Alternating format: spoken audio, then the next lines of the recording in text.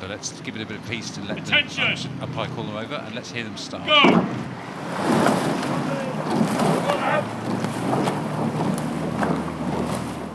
I love it when it sounds like a train accelerating out of the station, and 2 clean starts from these great quads.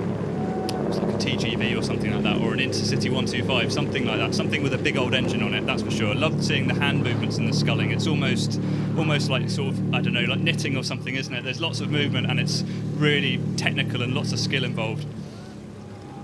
Absolutely, they're out pretty cleanly, which is good. The conditions here at Henley are quite changeable this afternoon. As I came into the commentary box, it was blowing, you can see the trees bending, it's got a little bit brighter, so I think changeable conditions out down the course. They have to have their heads ready for that. And at this point in the race, just picking up alongside, it looks like Exeter has maybe 1 or 2 seats of lead so far.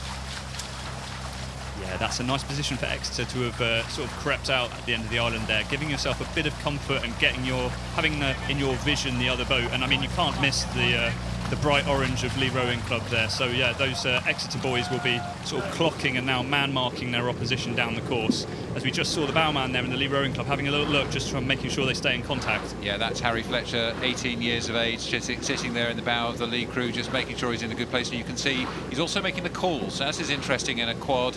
What are you going to be saying to your crew at this point? You don't have a Cox who's got the lungs and the oxygen to say a lot. So how do you choose what to say? Well, Matt, I'll be very careful with my language that I say right now, but I'm sure they're being quite colourful with their language perhaps at this stage, but I'm sure they've got some measured attacks planned, and that's probably what he's trying to sort of mount at the moment. As you could just see, the blade work there just getting clipped by a little bit of wash. Like, obviously Henley's a very popular place to come and watch the racing. There are quite a few cruisers, so there's a little bit of bounce here that they'll also have to, the crews will have to manage.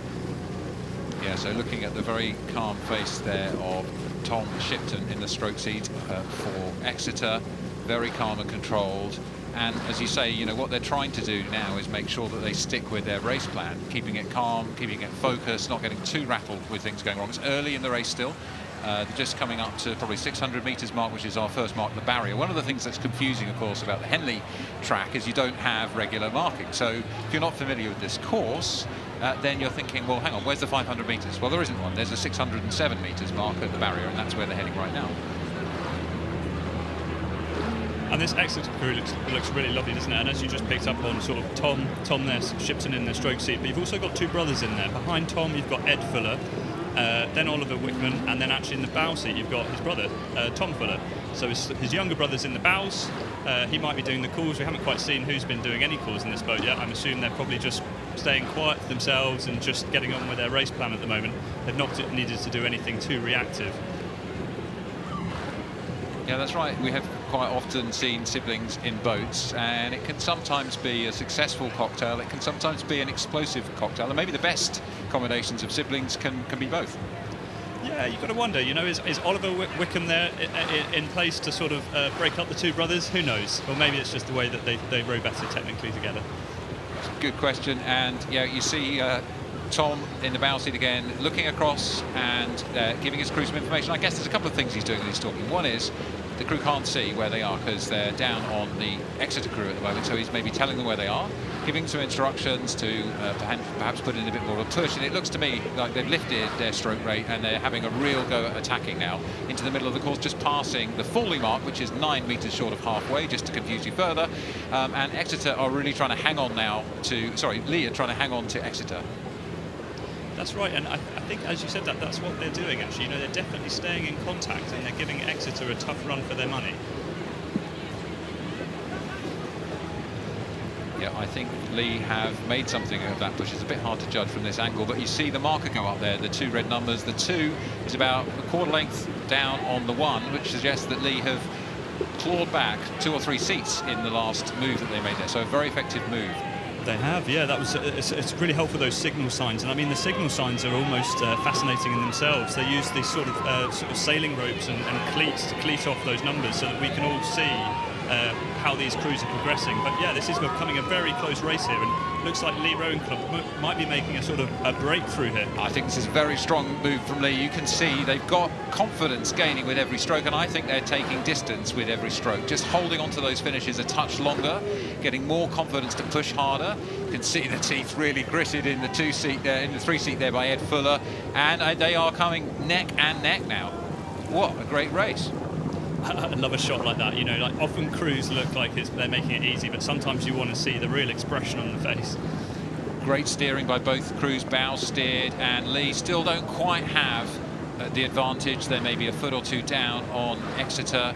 And from the overhead, Adam, tell us what you can see technically. Is there a difference? Are these guys sculling in a similar way between the two crews? Both look great, to be honest. I mean, this junior sculling is fantastic. You know, both of these crews look lovely. You can see the blade work is nice and neat. Lots of parallel lines between all those oars. The quads are just wonderful boats to watch. And actually, yeah, it's still a sort of neck and neck race here. I was going to say that maybe sort of Ed Fuller with his big ergo score, 6.14 at the Nationals, National Ergo Champs, Ed Fuller there would have maybe made a bit of a difference, but it's still too close to call. I'm thinking I can see the Lea just nudging in front. The bow wall, you can see the little kind of circle in the end of the boat, the little bit of rubber that stops you from impaling the ducks and the landing stages. I reckon they're just in front with that. Exeter looking a bit stronger now. And you know, what does it feel like when you're sitting in front, maybe half a length, three-quarters a length up, and the crew behind has started to row through you, relentlessly moving every stroke?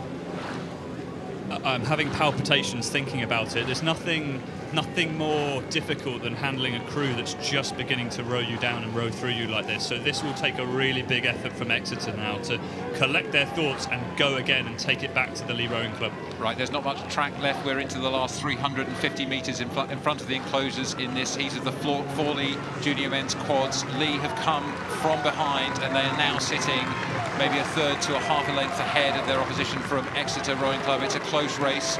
It's one that these crews will both remember. Who will cross the line first? About 10 strokes to go for both crews. It's time for Exeter to give it everything they can. Amazing sculling here from the Lea. What a tremendous row through there. That's brilliant sculling.